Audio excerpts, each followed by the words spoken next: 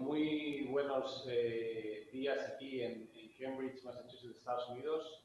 Muy buenas tardes allí en España. Viernes de sobremesa. Muchas gracias a toda la audiencia que se encuentra ahora mismo en IFEMA. Tenemos hoy la suerte de traer a debate un tema crucial para el futuro de España como país y el futuro ciertamente de la lengua y de la cultura española, a saber la importancia económica, la dimensión económica del español.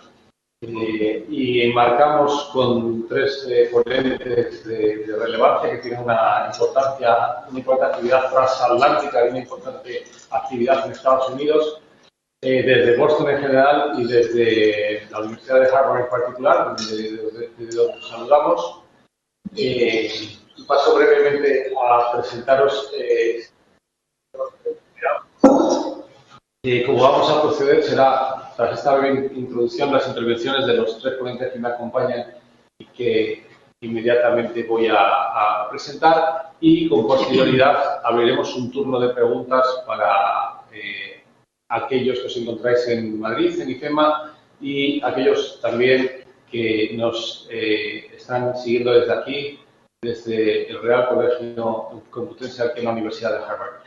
Pues desde mi izquierda y hacia el extremo más lejano donde me encuentro posicionado, en primer lugar tenemos a Francisco Moreno, catedrático de la Universidad de Alcalá de Henares y que es el director ejecutivo del Observatorio del Español y de la Lengua y la Cultura Española en Estados Unidos, que tiene su sede en la Universidad de Harvard, que es una iniciativa absolutamente pionera y revolucionaria en cuanto al estudio del español y de la cultura española en los Estados Unidos, que está ubicado de forma absolutamente novedosa y excelente en la Universidad de Harvard, y que tiene por objeto, como he tenido la ocasión seguramente de poder brevemente introducir, tiene un ambicioso proyecto de hoja de ruta de rozar el mapa que se abre en este país, que es un continente, y de ahí hacia el mundo en torno a las potencialidades de nuestro idioma y de nuestra cultura. Él, aparte de estas funciones específicamente, ha desarrollado su ámbito académico, estudios específicos sobre el tema que nos ocupa, y el último informe del observatorio del Instituto Cervantes aquí en Estados Unidos versa precisamente sobre esta materia, por lo cual, pues, seguramente que nos traerá también a colación algunos de los datos específicos que tiene desarrollados en este informe. Junto con él, tenemos a Julio Nuño Montesinos, que es el actual cónsul general de España en Estados Unidos y que tiene una tradición, también una larga trayectoria diplomática, y en consecuencia es un gran conocedor de la acción exterior del Estado, y como bien sabéis, él conoce mejor que ninguno de nosotros aquí, que precisamente en esta legislatura, en este mandato, nuestro ministro de Asuntos Exteriores establece entre sus prioridades precisamente la diplomacia económica, y dentro de este ámbito un elemento medular juega ciertamente la lengua. Junto con nuestro cónsul general tenemos en el extremo de la mesa de ponentes al profesor Juan Antonio Gurpegui, que es catedrático de la Universidad de Alcalá de Henares, director del Instituto Franklin, es un especialista en las relaciones transatlánticas y tiene una serie de iniciativas, entre las cuales se encuentra en última instancia el establecimiento de un mapa de la presencia española en los Estados Unidos en todas sus dimensiones, también ciertamente en la dimensión económica y en la dimensión lingüística y cultural. Y sin mayor preámbulo, pues os tomo la palabra en primer lugar a Francisco Moreno. Muchísimas gracias a los perdón, pues a nuestro cónsul general, Julio Núñez. Mil gracias, Julio, por estar aquí, como siempre, y damos tus palabras impacientes. Muchas gracias, profesor Manuel. Gracias a vosotros y a Real Colegio Complutense por acogernos esta mañana en Harvard, esta tarde en Madrid. Buenas tardes a todos en Madrid. Yo quisiera hacer una breve introducción para que después tanto Paco como José Antonio entren mucho más en el detalle del tema que nos ocupa, hablando un poco desde la perspectiva de la actividad del consulado en relación con el tema planteado hoy. Entre las actividades del consulado hay una con la que quisiera empezar, que es la expedición de visados. Como saben, una de las actividades del consulado es la de expedir visados a los extranjeros que necesitan de tal requerimiento para visitar España, para viajar a nuestro país. Aquí en el consulado, el 60% de los visados que anualmente expedimos son visados para estudiantes, es decir, visados para alumnos de las universidades de la región, de la zona de Nueva Inglaterra, que necesitan, sean alumnos estadounidenses o alumnos extranjeros, en gran mayoría probablemente extranjeros, que estudian aquí en las universidades de la zona, que necesitan un visado para poder estar un periodo de tiempo de al menos 4 meses a 6 meses estudiando en España. Por tanto, de nuestra actividad, una parte importante se centra en ayudar a que esos alumnos viajen a España para seguir estudios que fundamentalmente tienen que ver precisamente con el idioma, con la lengua española y con la cultura española. La contribución económica de estos alumnos es bastante significativa. Estamos hablando al año de unos 1.500 alumnos que se desplazan a nuestro país en los 2 semestres de otoño y de primavera para estar en alguna de nuestras universidades, muy esparcidos por todo el país, y seguir estos estudios que sirven para su currículum universitario en Estados Unidos. Evidentemente, estos alumnos no solamente tienen que contribuir económicamente a nuestras universidades con el coste de la matrícula, con el alojamiento, con todos los temas de la vida corriente, sino que además contribuyen también a nuestra actividad económica a través de toda su actividad personal, al margen ya propiamente de lo que es la vida académica. Pero además, algunos de estos alumnos llegan no solamente a nuestras universidades, sino también a los campus que algunas de las universidades estadounidenses han establecido en España. En concreto, la Universidad de Suffolk, aquí en Boston, al igual que la Universidad de Boston y el Boston College, entre otras, tienen establecidos campus permanentes, lo cual implica que además están dando unas opciones de trabajo añadidas a nuestra economía en los lugares donde están establecidas. Por tanto, el hecho de ese movimiento de alumnos, de esos 1.500 alumnos, de 1.500 a 2.000, dependiendo de los años, que se mueven cada año hacia nuestro país para estudiar nuestra lengua y nuestra cultura, tiene ya un importante componente económico.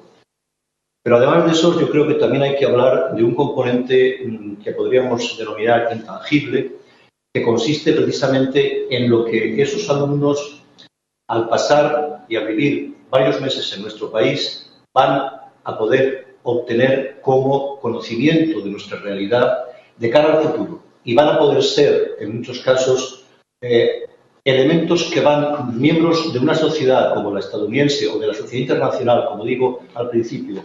Muchos de ellos provienen de países no de Estados Unidos, sino de otros países del mundo. Van a ser unos referentes importantes para la difusión de nuestra cultura y de nuestra lengua al volver aquí o al ir a sus países de origen. De hecho, puedo añadir que algunos de los visados que expedimos al cabo del año son para estudiantes, pero estudiantes que no van a estudiar a España, sino que estudiando aquí pasan sus vacaciones, el spring break o el verano, pasan unas semanas de vacaciones en España porque precisamente han recibido de sus compañeros que han estado estudiando en Madrid, en Barcelona, en Granada, en Sevilla, en Salamanca, etcétera, han recibido una información de lo atractivo que resulta nuestro país como lugar para conocer de su cultura, de su lengua, de su historia, etc. Por tanto, yo creo que es ya un componente muy importante la posibilidad que tenemos y a través de estos alumnos de la difusión de nuestra lengua y de nuestra cultura en los Estados Unidos. El segundo tema que creo que es interesante también mencionar en este ámbito es la existencia por parte del Ministerio de Educación en español de un programa de profesores españoles en Estados Unidos. Desde hace bastantes años, a través del Ministerio de Educación, suelen estar anualmente en Estados Unidos del orden de unos 1.500 a 2.000 profesores españoles que están dando clases de lengua y de cultura española en los colegios públicos de Estados Unidos.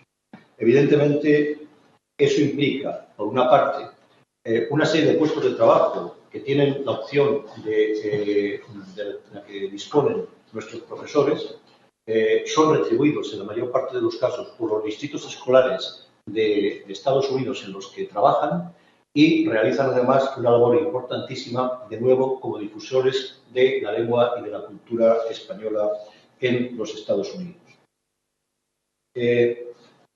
Finalmente, creo que es bueno también mencionar que el propio Ministerio de Educación, a través de conciertos con los estados, desarrolla unas instituciones importantes para esa difusión de la cultura española y de la lengua española en Estados Unidos. Son las International Spanish Academies, que consisten en un sistema integrado de estudio del español dentro del currículum de los colegios de primaria y secundaria hasta high school en Estados Unidos. De forma tal que los alumnos empiezan a estudiar desde la primaria en español, siguen en la secundaria y acaban en high school, con un proceso que va decreciendo. Primero, la concentración en español es muy intensa, para luego ir aumentando la concentración de horas lectivas en inglés en los colegios estadounidenses. Del orden del 35% de los alumnos que estudian en estos colegios siguen este currículum de estudios duales de las ISAs que acabo de mencionar. Por último, haré una referencia también a la importancia, obviamente, que está tomando cada vez mayor la presencia de empresas españolas en Estados Unidos. En concreto, en el área de Boston, Nueva Inglaterra, tenemos en este momento 3 grandes empresas españolas, empresas de ámbito internacional establecidas aquí. Por un lado está el Banco de Santander, desde hace un par de años, adquirió un banco local y está desarrollando una actividad muy intensa. Está también la empresa Mapfre, que adquirió una compañía de seguros local de la zona del área de Massachusetts. También está desarrollando una labor muy intensa y también la empresa Iberdrola en el tema de las utilities, de las actividades de energía.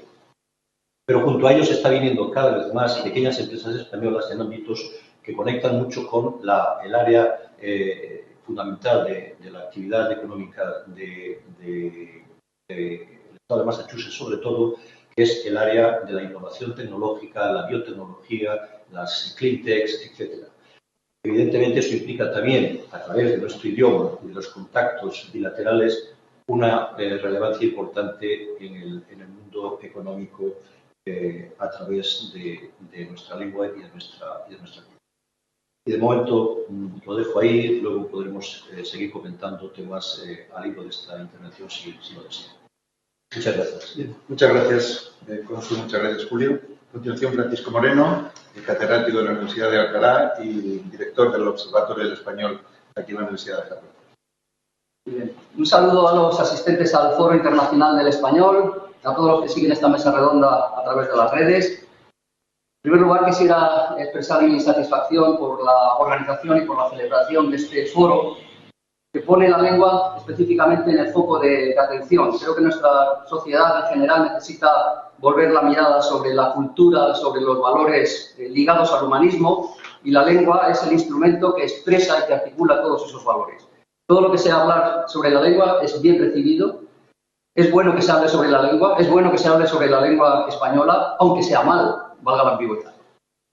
Mi presentación va a centrarse en el tema anunciado, el valor económico del español en los Estados Unidos, pero previamente creo obligado presentar de dónde salen los datos que voy a aportar y explicar mínimamente mi presencia en esta mesa. Los datos que manejo proceden de los informes que se están elaborando desde el Observatorio de la Lengua Española y las Culturas Hispánicas en los Estados Unidos, que tiene su sede en la Facultad de Artes y Ciencias de la Universidad de Harvard, desde donde desarrollamos nuestro trabajo día a día. Este Observatorio de la Lengua Española es un espacio creado conjuntamente por la Universidad de Harvard y por el Instituto Cervantes de España, con la finalidad de disponer de un centro de estudio y de análisis del español y de la cultura en español en su realidad estadounidense. La razón de crear un observatorio como este, pues es fácil de explicar. Estamos convencidos de que el futuro del español como lengua internacional dependerá en gran medida de su evolución en los Estados Unidos, como idioma de una comunidad, de una gran comunidad, por supuesto, pero también como idioma de comercio, como idioma de cultura, como idioma de comunicación social. Si esto ha de ser así, como preveo, la Universidad de Harvard, como una institución docente y de investigación, y el Instituto Cervantes, como una institución de promoción lingüística y cultural, tienen que asumir la responsabilidad de conocer de cerca la evolución del español, la evolución de los hispanos en los Estados Unidos, y de debatirla y de difundir los contenidos que se van analizando. Para ello, además de las herramientas informáticas y de las redes sociales, pueden seguir el nombre de Instituto Cervantes en la Universidad de Harvard a través de Facebook o de Twitter y otras redes sociales. Disponemos de una publicación llamada Informes del Observatorio, que es una publicación en línea, mensual, bilingüe, gratuita, que puede seguirse con facilidad desde cualquier rincón del mundo. La financiación del proyecto la asumió desde un principio el Banco Santander, que tiene, como decía nuestro cónsul, su sede principal en los Estados Unidos, en la ciudad de Boston, y además contamos con el apoyo de otras entidades como Indra o como la Fundación Rafael del Pino, entre otras. Entrando directamente en el tema principal de esta mesa, hay que decir sin dudas que el valor económico del español en los Estados Unidos no solo es bueno o positivo, sino que está mostrando una clara tendencia a la mejora. Para comprender bien esta afirmación, hay que tener en cuenta que el valor económico de una lengua está íntimamente ligado a la comunidad que habla esa lengua.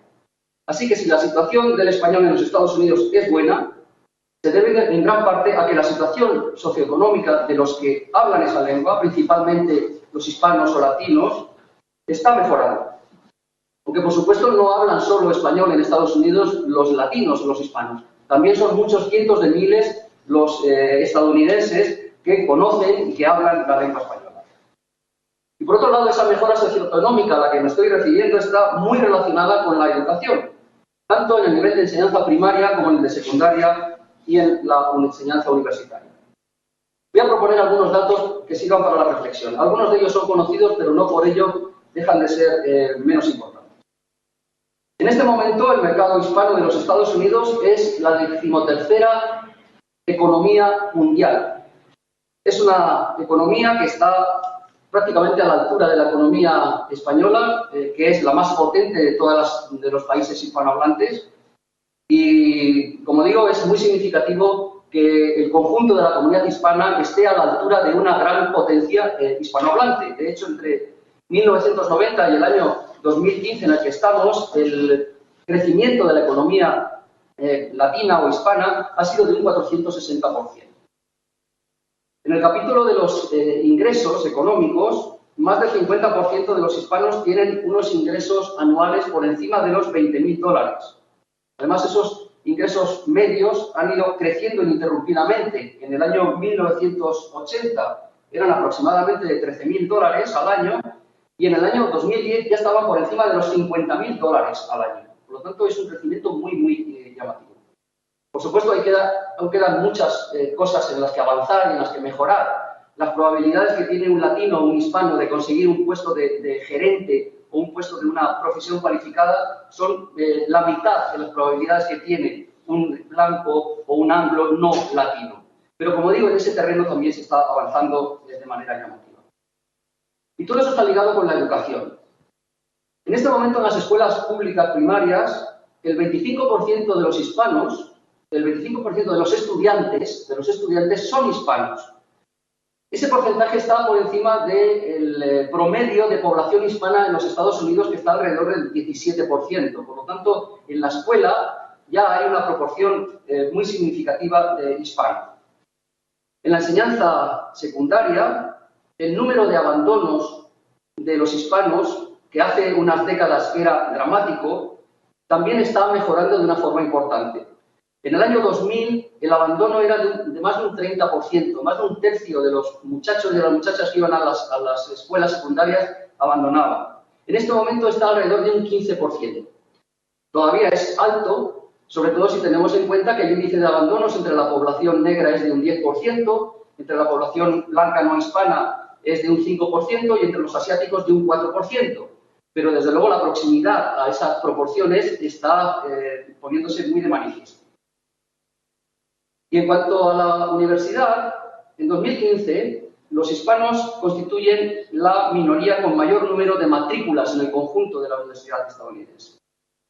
En los grados, el porcentaje de hispanos actualmente es de un 13%, aproximándose también a ese 17% de promedio de presencia hispana en los Estados Unidos. Y en el conjunto de los Estados Unidos, el número de graduados hispanos que hay era de un 3% en el año 90 y en este momento es superior a un 10%. También aquí hay mucho que mejorar. El número de graduados universitarios hispanos está en la mitad del número de graduados no hispanos. Pero entre el año 90 y este año presente, la evolución también ha sido muy positiva. Bien, a la vista de estos pocos datos, quisiera concluir lanzando un mensaje no de euforia, porque no tiene que ver con el trabajo que se hace desde un observatorio universitario, pero sí un mensaje de optimismo. Y es que los hispanos de los Estados Unidos van a seguir mejorando en su nivel educativo y van a seguir mejorando en su nivel socioeconómico. Y así lo apuntan todos los indicadores. Y la buena noticia es que esa mejora educativa y esa mejora socioeconómica va a redundar directamente en la mejora del estatus y del prestigio de la lengua española y de la cultura española. Es cierto que conforme los inmigrantes van estabilizando su situación en el país, van teniendo más generaciones, van siendo mejores usuarios de la lengua inglesa y las generaciones más jóvenes se van pasando paulatinamente al inglés. Es natural en una comunidad bilingüe. Pero también es cierto, en primer lugar, que el 95% de los hispanos, de todos los hispanos, piensa que es importante o muy importante mantener el español en los Estados Unidos y, por supuesto, dentro de la comunidad hispana. En segundo lugar, que la lengua española sigue siendo la primera seña de identidad de la comunidad hispana, se hable en la modalidad que se hable. Y en tercer lugar, que el peso político del español, no solo de lo hispano, sigue creciendo en los Estados Unidos, como vamos a poder comprobar en el proceso de elección presidencial que ya se ha iniciado en la práctica con la candidatura de Hillary Clinton, que ha incluido en su campaña la lengua española.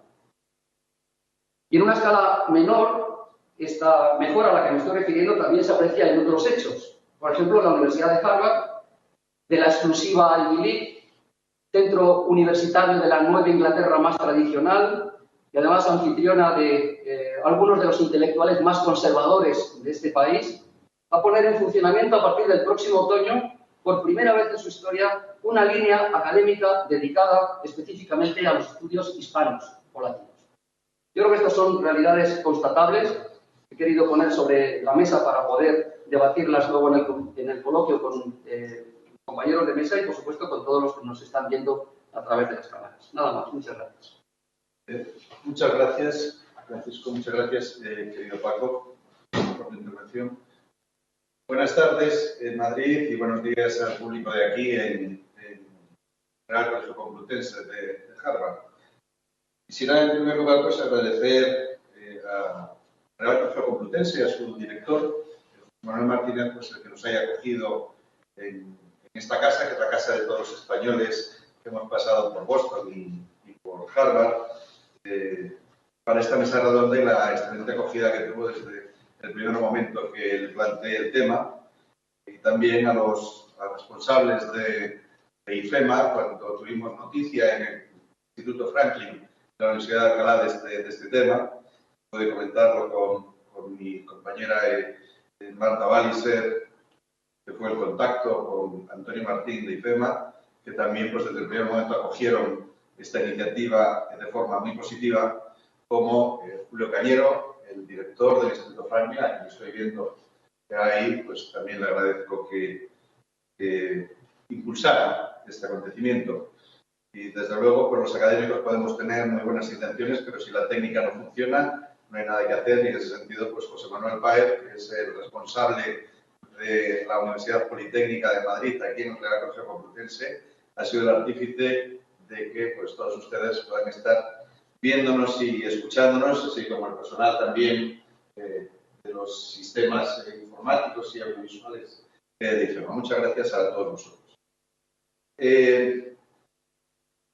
La importancia económica del español es un tema que hasta fechas bastante recientes, sobre todo en Estados Unidos, hasta fechas bastante recientes no se consideraba primordial en España ni en ámbitos académicos, ni en ámbitos económicos, ni en ámbitos políticos.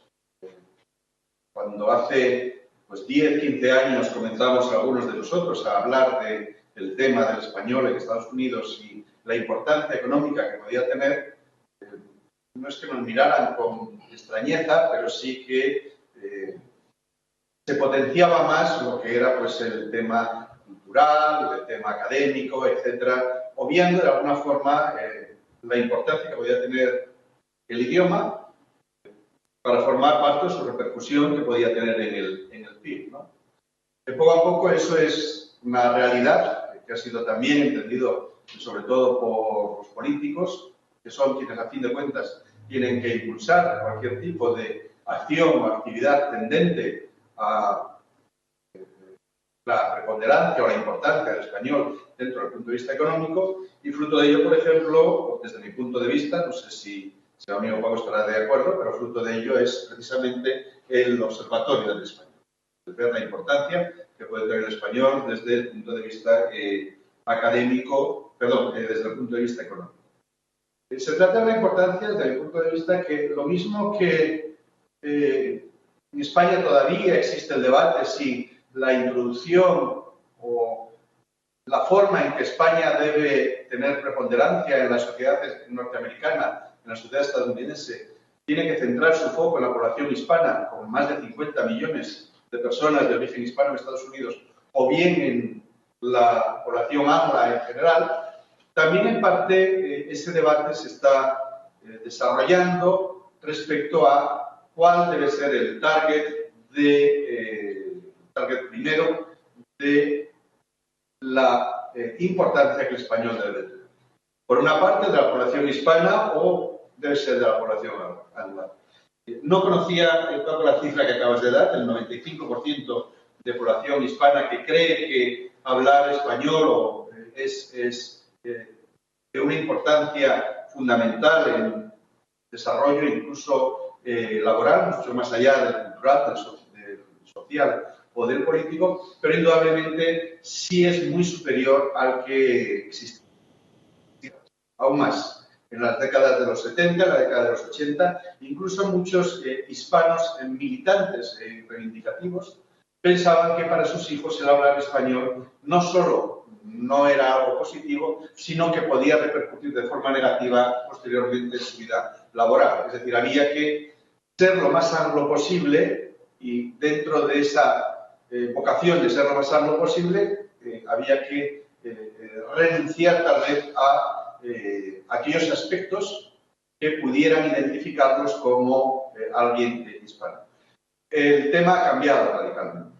Efectivamente, no conocía el porcentaje, pero sí que es importantísimo para un hispano el hablar español. No solo desde el punto de vista social, no solo desde el punto de vista cultural, que lo es, sino también incluso desde el punto de vista comercial.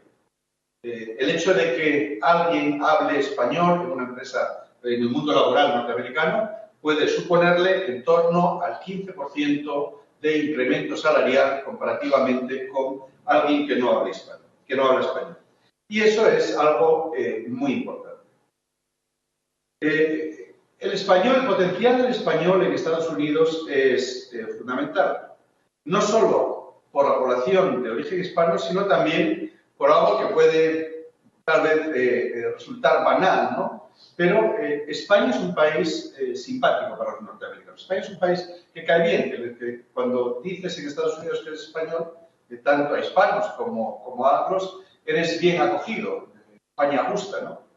Ayer estaba comiendo en una de las houses de Harvard, en el Elliott House, y vino alguien que se enteró que era español y recuerdo que me dijo, quiero ir este año a España en agosto y voy a ir a España en agosto y me dice, y no sé muy bien qué hacer, ¿voy a la tomatina o no voy a la tomatina? ¿No? Claro, es una cosa que dices, bueno, un estudiante de Harvard se plantea que quiere ir de vacaciones a España, no a aprender español, no era su interés aprender español, sino que simplemente quería ir a Harvard y me preguntaba por la tomatina, ¿no? Entonces España es un país al que la gente quiere ir a aprender español, ¿no? Existen dos modelos. Actualmente, y Julio lo comentaba en el número de visados, los norteamericanos que van a España a aprender español, por lo general, van a universidades. Es decir, eso es el modelo universitario. No como otros europeos que van a aprender español, que van a España pueden ir a academias perfectamente o a otros ámbitos docentes de índole privada, pero en España los norteamericanos van fundamentalmente a clases universitarias. Los dos modelos que se siguen, normalmente hay en España dos modelos para que estos estudiantes vayan a España, son o bien se integran en clases universitarias, de cualquier universidad, como unos alumnos más, o bien se realizan programas especialmente diseñados para ellos. En la Universidad de Alcalá, concretamente de la que soy yo, existen las dos opciones. Hay alumnos que se integran directamente en las facultades o alumnos que, por ejemplo, vienen al programa que tenemos nosotros en el Instituto Franklin, el programa de estudios hispánicos, en las que se hace lo que nosotros llamamos los tailor-made programs, programas a medida que son lo que ellos quieren. Esos mismos créditos que los alumnos reciben en España después son validados o convalidados por sus propias universidades. Yo creo que la fórmula es válida. Yo creo que esa fórmula es válida tanto en una opción como en otra. Si bien la primera, la de que los estudiantes se integren en las clases como un estudiante más español, tiene detractores, sobre todo por los niveles de conocimiento del español, que hace que o bien en unos casos se ralenticen las clases o bien que no puedan entender bien lo que están diciendo, o bien en la fórmula de hacer esos tailor-made. Yo no sé si de momento se está haciendo en convenios entre, en el caso de la Universidad de Alcalá, Universidad de Alcalá, por ejemplo, pues nosotros tenemos con la Universidad de Oklahoma, con St. Mary's, con la Universidad de Arizona, no quiero citar todas, tenemos unos convenios con unas 20 universidades en las que nosotros diseñamos programas que les sirven para ellos, ¿no? O bien en la otra modalidad. Decía que potencial es importante, pero también son importantes los posibles peligros, ¿no? Algunos no dependen de nosotros y otros sí dependen de nosotros. ¿Cuáles son la pregunta es ¿por qué un estudiante norteamericano que quiere aprender español va a España y no a un país sudamericano? Ese sería el primer punto a debate, ¿no? De momento, el país más próximo y el país con el que mayor porcentaje de población se siente identificado es México y, bueno, pues la situación de seguridad de México es algo que preocupa a muchas universidades y que se muestran tal vez un tanto reacias a enviarlos a México. No les interesa tanto el español. En España muchas veces, a mí, a propósito del inglés, padres o amigos, etcétera, me dicen, oye, mi hijo va a aprender inglés o quiero esto. No sé si mandarlo a Inglaterra o a Estados Unidos para que coge el acento británico, me gusta más el acento británico, etcétera. Ahora le digo siempre con una cierta zona, tu hijo va a tener siempre acento español, o sea, olvídate del acento británico o el acento americano, ¿no? Va a tener toda su vida acento español, ¿no? ellos no les preocupa tanto el tema del acento, si será un acento mexicano, argentino o español, pero sí que prefieren, por lo general, enviarlos a España, sobre todo por la seguridad que les proporciona España. Pero bueno, ese es un imponderable que veremos lo que ocurre. Sí que hay otros temas en los que sí podemos hacer algo más de lo que estamos haciendo. Tengo que decir, por otra parte, que lo que voy a mencionar ahora no es un tema exclusivamente español, sino que hace unos años, hace 7 u 8 años, en un congreso de NASA, un congreso de Students Exchange, un macro congreso de Students Exchange, escuché a Madeleine Albright, que era la antigua secretaria de Estado y era la keynote speaker de aquel congreso, plantear exactamente lo mismo que voy a plantear aquí. Hablaba nuestro cónsul en Boston del tema de los visados. Existe a veces un problema importante en el tema de los visados o para conseguir visados. Creo que los consulados españoles, y eso es algo que no todos funcionan de la misma manera, deberían tal vez ser más ágiles en algunos casos a la hora de emitir visados. Yo sé, querido Julio, que no es el caso de Boston. Ni ha sido nunca el caso de Boston, que ha sido siempre muy ágil a la hora de emitir visados, ¿no? Pero sí hay otros consulados y de hecho incluso en muchos casos el informe depende del funcionario en cuestión, no depende ni tan siquiera del embajador ni tan siquiera del cónsul, ¿no? Del funcionario en cuestión que puede poner más o menos pegas para emitir un visado para alguien que quiere ir a Estados Unidos. España está aplicando, yo entiendo algo en español, España está aplicando la reciprocidad con Estados Unidos, es decir, lo mismo que Estados Unidos hace con un estudiante español que quiere venir a España, que quiere venir a Estados Unidos, perdón, a impartir docencia, hacemos nosotros. Yo entiendo que desde el punto de vista político pues puede tener su lógica, pero el tema de visados para estudiantes norteamericanos que quieren ir, hablabas de los 1.200 españoles que vienen aquí a dar clases de español, también existen los mismos programas en España. Nosotros tenemos en el Instituto Franklin el programa Teach and Learn, son graduados norteamericanos que vienen a España como asistentes de conversación para colegios y muchos de ellos, bueno, tampoco sería injusto decir muchos de ellos, pero sí algunos de ellos encuentran a veces pues graves problemas para la obtención de visados. En algunos consulados tienes que ir según cuando te dan la hora, no te dan la hora, decía uno, es que tengo que quedarme, no voy a citar ninguna ciudad norteamericana, tengo que quedarme allí 2 días para que me reciban y poder tener una entrevista, ¿no? Yo creo que eso debíamos ser un poquito más ágiles en ese sentido.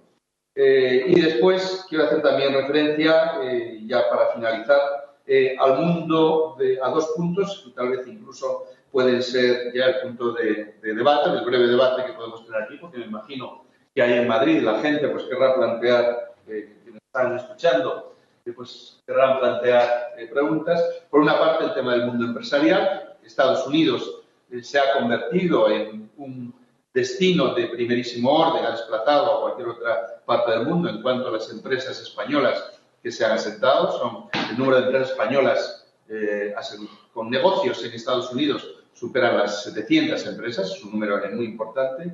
Y después, concretamente aquí, pues Santander, Mapfre, Iberdrola y, como decías, Cónsul, muchas otras pequeñas empresas que me encuentro por ahí, desde empresas informáticas a empresas de todo tipo. Tú de esto pues sabes mucho más y mejor que yo. Y después, y tal vez si queréis este puede ser el primer punto de debate, querido Paco, me ha llamado mucho la atención y pensaré sobre ello.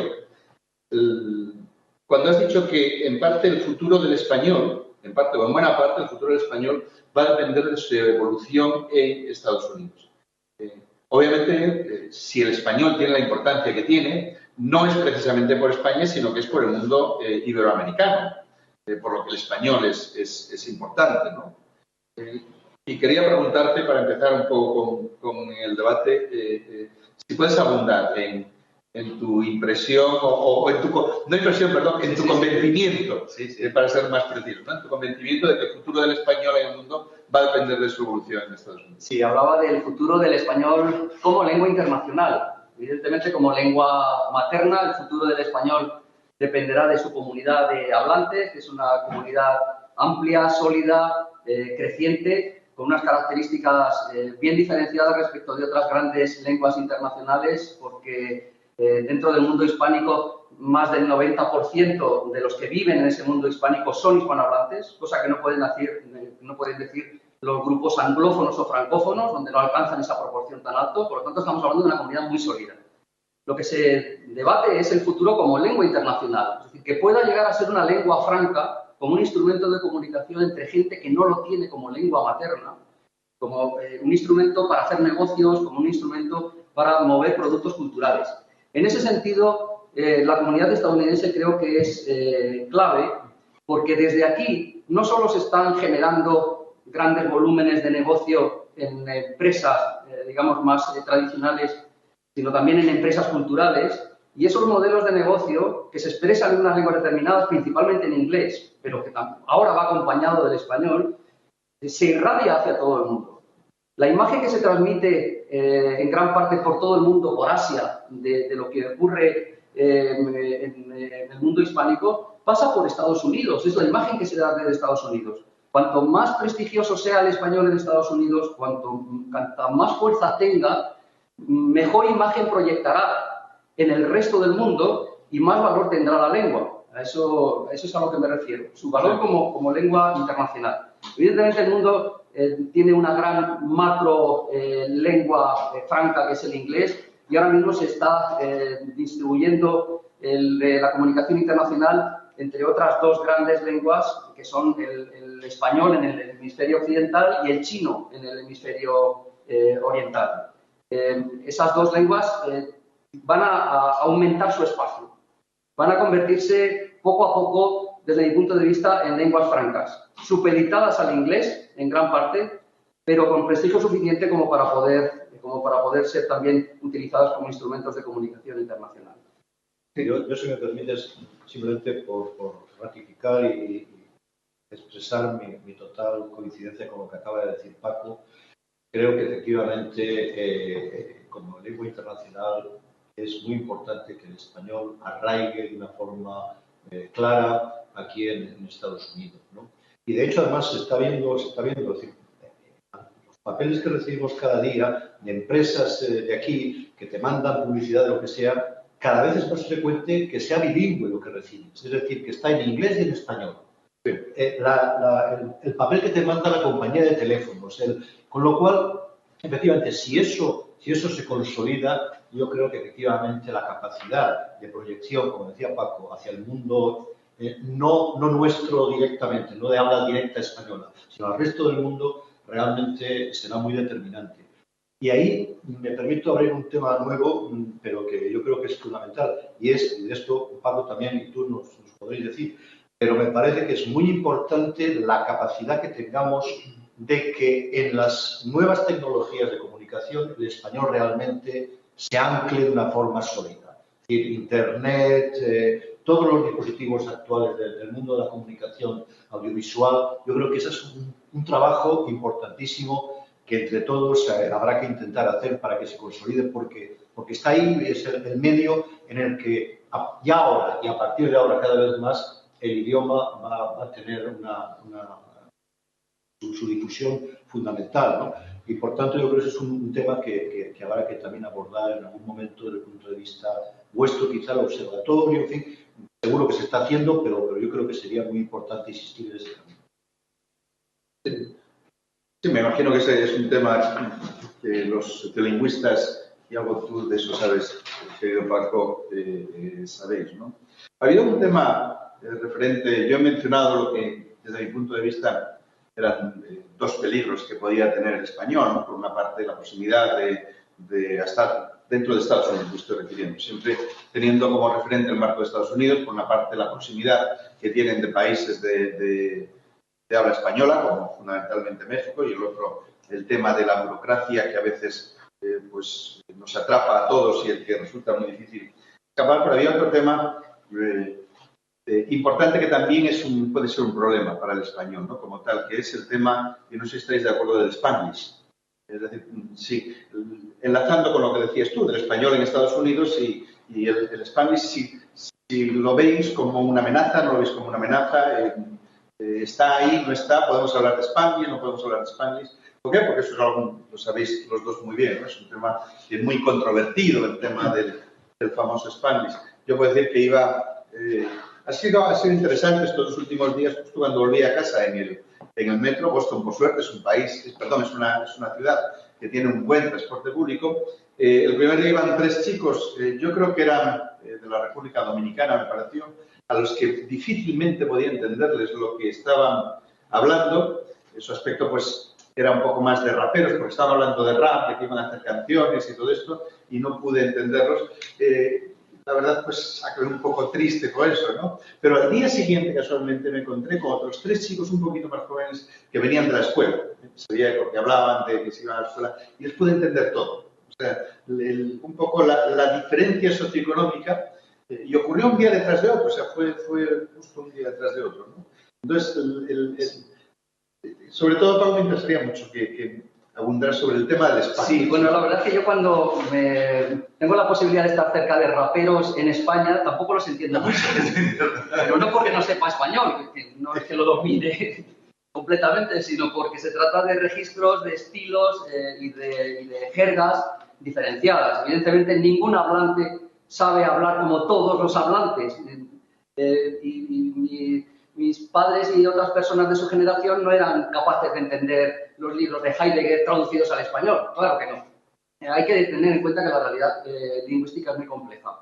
Pero en gran parte lo que ocurre con ese Spanglish al que te refieres, que se puede llamar así o se puede llamar, como hay quien prefiere, un español popular de los Estados Unidos. Ay, perdona, Paco, había un escritor que le llamaba engañol.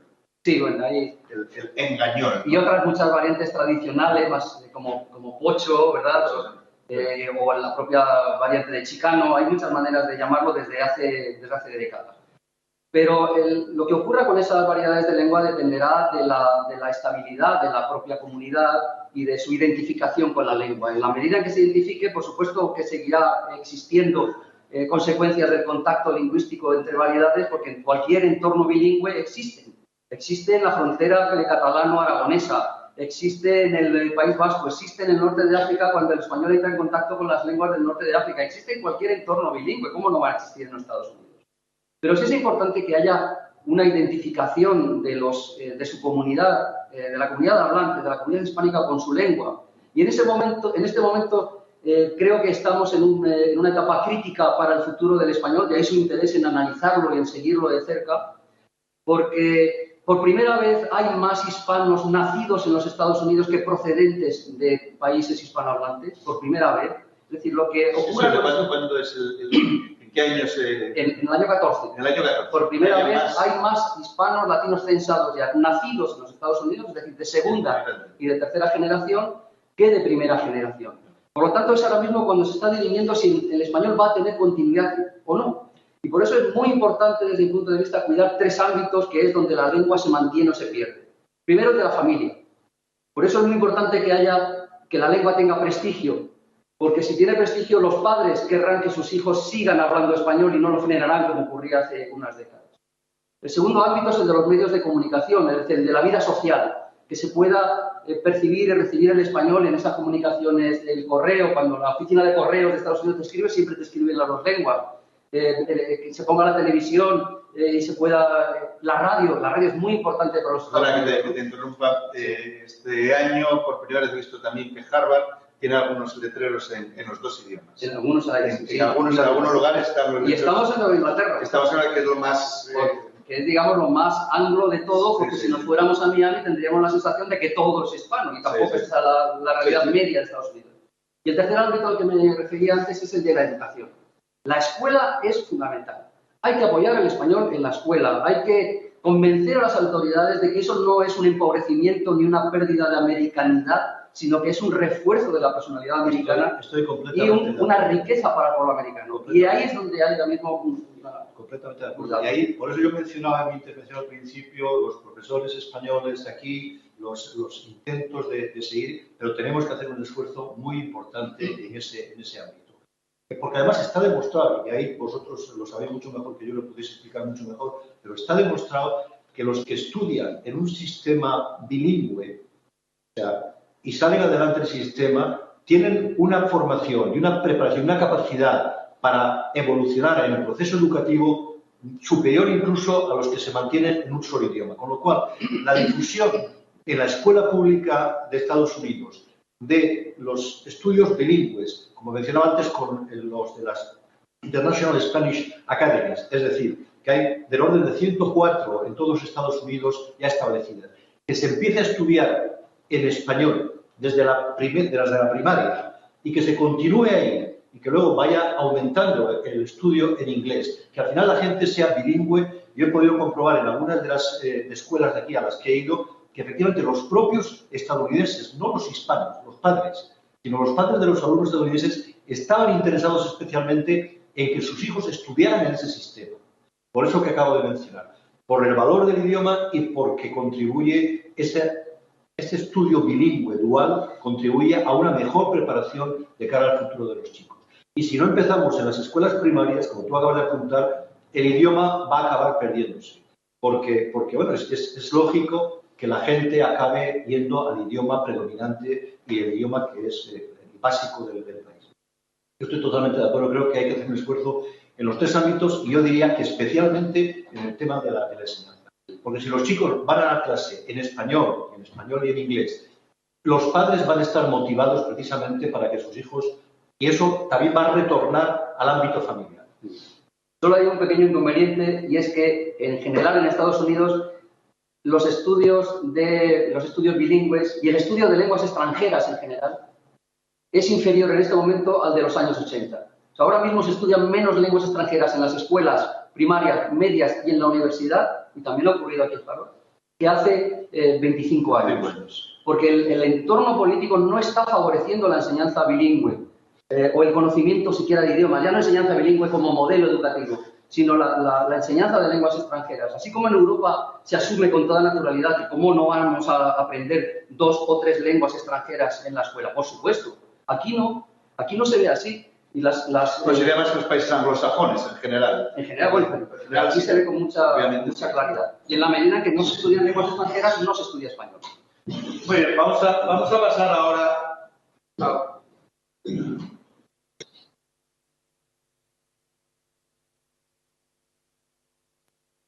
Sí, vamos a pasar al turno de preguntas ya. Quien quiera efectuar alguna pregunta del público que está en España, que levante la mano. Por favor, cuando alguien pregunte algo, que se separe el micro como 1/4 de la boca más o menos. Si no, aquí escuchamos con sucio, un poco sucio, ¿no?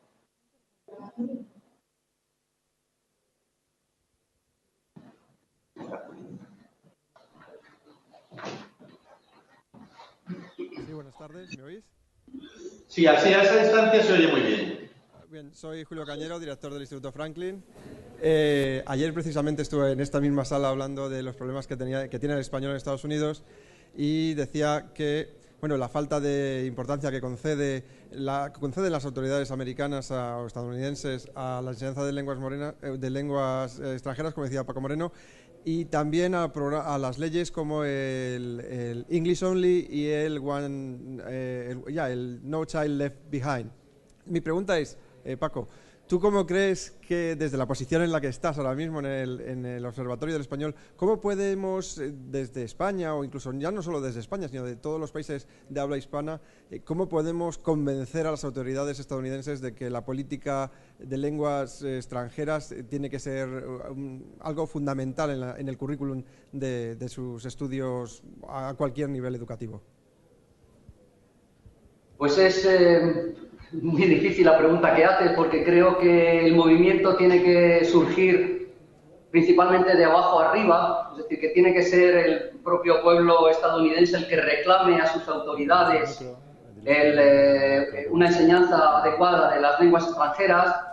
Por lo tanto, creo que una de las cosas que se puede hacer por nuestra parte es seguir ofreciendo actividades, productos académicos, apoyos, colaboraciones académicas de calidad para que sea cada vez más palpable la necesidad de una buena enseñanza de lenguas extranjeras y que eso se transforme en un clamor por parte de los padres hacia sus gobernantes, ¿no? Hacer algo desde arriba o desde países vecinos es difícil porque tampoco en España nos dejamos imponer políticas idiomáticas o educativas por parte de nadie. Tiene que salir de abajo. Por lo tanto, creo que todo lo que se haga tiene que ser demostrando que eso funciona para que se transforme en un clamor y se reclamen las autoridades. Esa es mi perspectiva. Si me permites, por mi parte, decir, siguiendo lo que acaba de decir Paco, hay que trabajar. Y hay que trabajar, yo diría, en dos ámbitos. Tratar de convencer a las autoridades estadounidenses. Nosotros, por ejemplo, este año, con la ayuda de la agregada de la asesora de educación aquí en el consulado, Eva Martín, hemos conseguido reactivar un memorándum de entendimiento que se hizo hace años entre nuestro Ministerio de Educación y el Departamento de Educación del Estado de Maine, y por primera vez este año, en una escuela de Portland, Maine, hay un profesor visitante español que está dando clases de español. Por tanto, eso es una actividad que tenemos que hacer y que debemos hacer y hay que trabajar ahí. Y lo segundo, y conectando también con lo que acaba de decir Paco, creo que es importante trabajar por convencer a la comunidad hispana de Estados Unidos de que es en beneficio de ellos y que es importante para ellos y para sus hijos que el español esté en la escuela pública de Estados Unidos.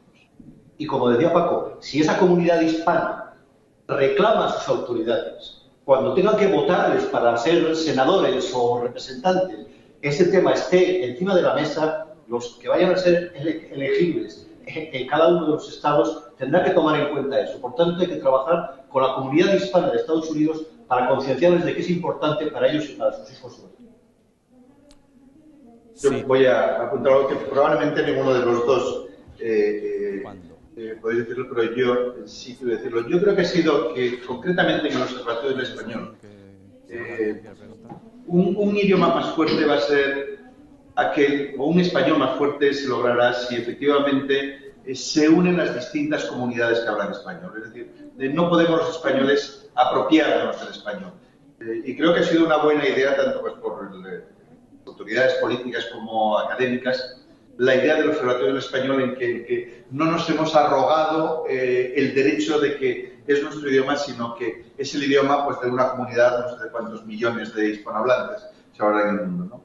Entonces, volviendo un poco a tu pregunta y enlazando pues, tanto con lo que decía Paco como el cónsul, creo que será importante también enfatizar la idea del español como una lengua franca también de una comunidad de son 150 millones de 500 millones de hispanohablantes, ¿no? Y ese será un factor que entiendo impulsará a cualquier estudiante, a cualquier chico e incluso a las autoridades académicas a impulsar el estudio del español, ¿no? ¿Alguna otra pregunta? Sí, ¿se me escucha? ¿Me escuchas? No me escucha. ¿Me escuchas? Sí. ¿Sí? Sí, estamos, pero no te vemos. Si puedes. ¿Dónde voy? Es mejor. ¿Me ves ahora? Perfecto.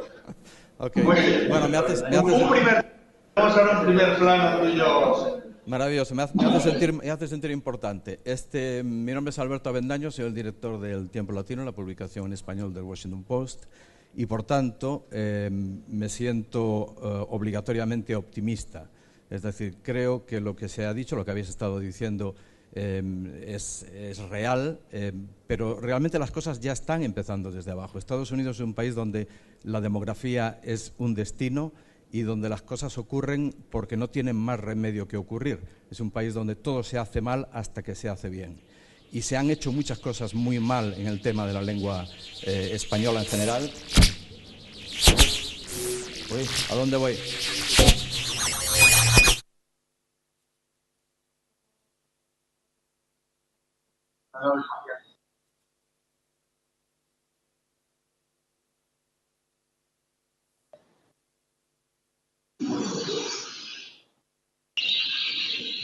Es suyo, ¿no? Es un problema de allí.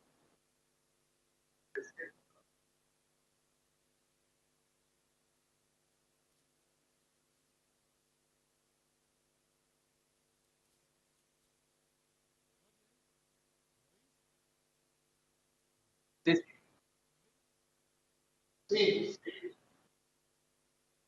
sí, se oye. ¿Se oye? ¿Se oye? ¿Se oye? ¿Se oye? Sí, oímos.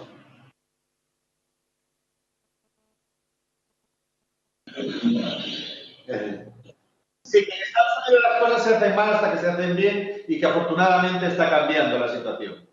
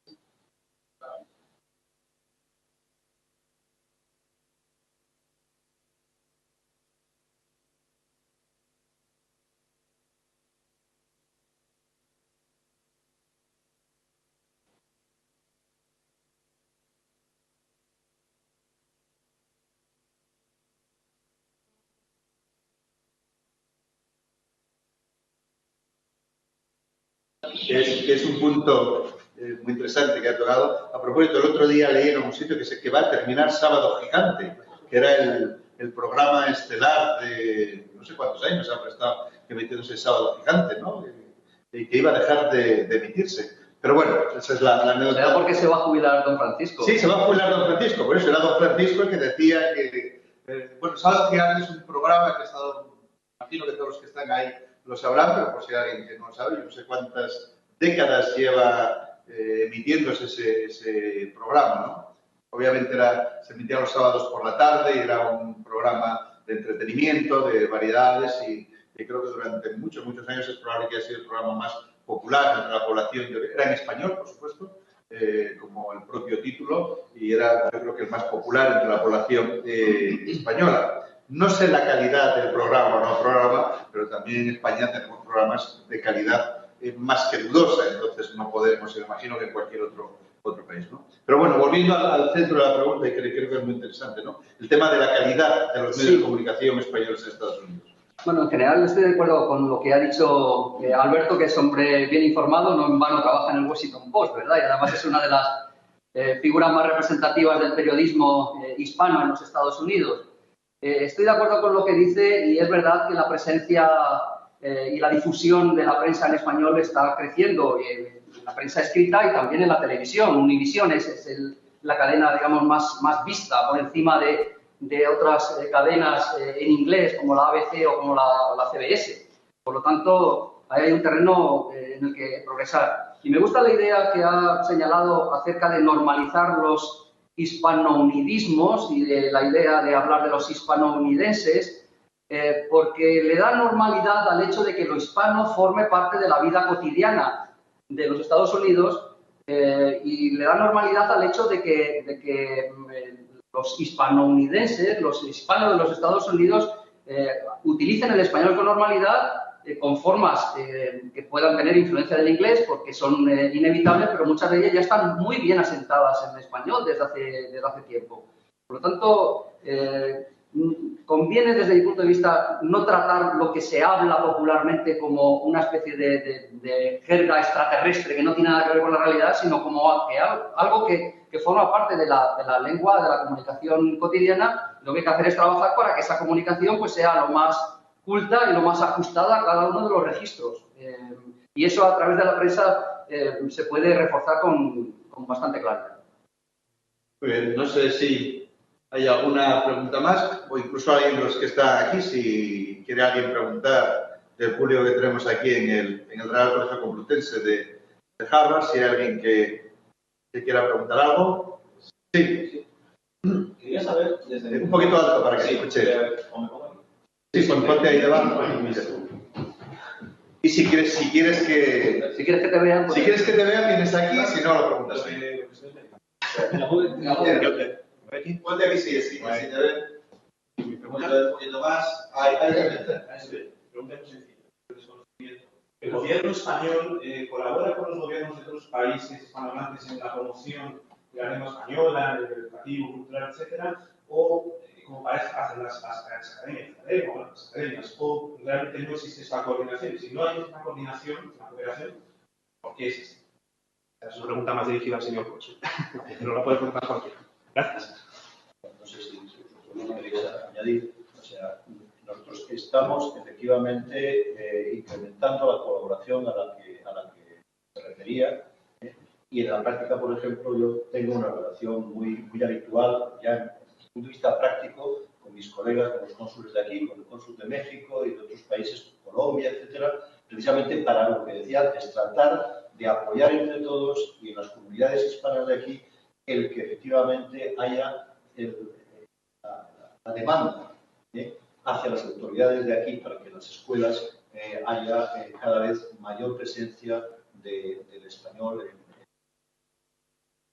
y sobre todo aquí, pero yo creo que eso ocurre igual o incluso más en Estados Unidos. Esa colaboración existe, pero sin duda alguna habrá que hacer mucho más de nuevo también en ese ámbito para conseguir que haya una mayor cooperación cada vez y que haya precisamente una actuación coordinada y común hacia esos objetivos.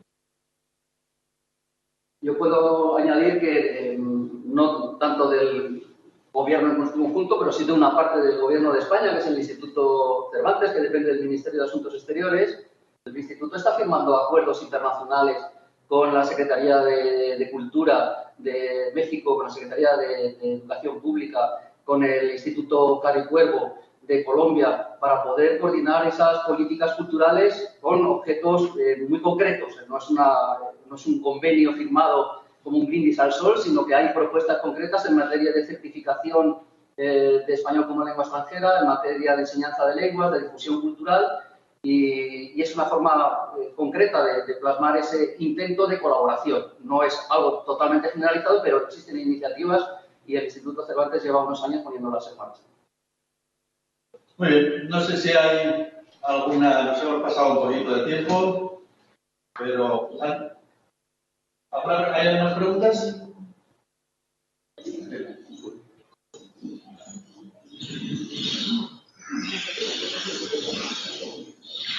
¿Sí? ¿Hay alguna pregunta más? Veo alguna mano levantada, pero el sonido el que le está llegando no es muy bueno.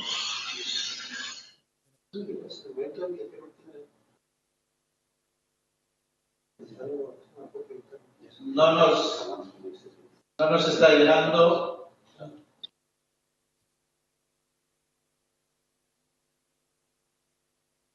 Hola, buenas tardes.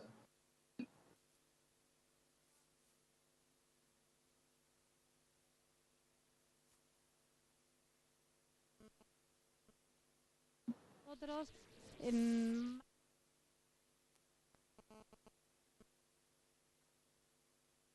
Vale.